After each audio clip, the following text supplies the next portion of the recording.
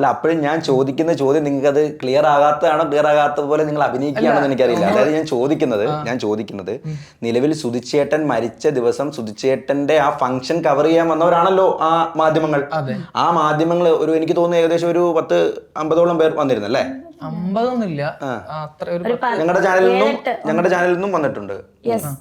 അപ്പൊ സ്വാഭാവികമായിട്ടും അത്രയും ആൾക്കാർ വന്ന ആ ദിവസം തന്നെ നിങ്ങൾ അത് സെലക്ട് നിങ്ങളുടെ രണ്ടാമത്തെ ആൽബത്തിന്റെ പൂർണ്ണമാക്കിയതിനു ശേഷം ആ ദിവസം തന്നെ നിങ്ങളുടെ രണ്ടാമത്തെ ആൽബത്തിന്റെ അനൗൺസ്മെന്റ് നിങ്ങൾ നടത്തണമെങ്കിൽ സ്വാഭാവികമായിട്ടും നിങ്ങൾ അവിടെ ആ സുധിച്ചേട്ടന്റെ ഫംഗ്ഷനേക്കാൾ പ്രാധാന്യം നൽകിയിരിക്കുന്നത് താങ്കളുടെ അല്ലെങ്കിൽ നിങ്ങളുടെ രണ്ടുപേരുടെയും ആ ആൽബത്തിന്റെ അനൗൺസ്മെന്റിനാണെന്ന് ഞാൻ പറഞ്ഞാൽ.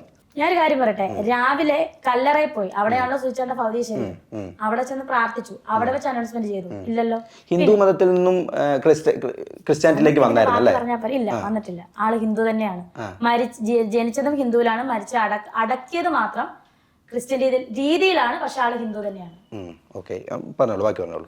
കല്ലറയിൽ വെച്ചാണല്ലോ ചടങ്ങ് നടന്നത്. തിരിച്ച് വീട്ടിൽ വന്നിട്ട് പറയുന്നത് വ്യക്തമായിട്ടാണ് ഞാൻ പറയുന്നത്. തിരിച്ച് വീട്ടിൽ വന്നിട്ട് ഒരു പ്രയറും കൂടെ ഉണ്ടായിരുന്നു.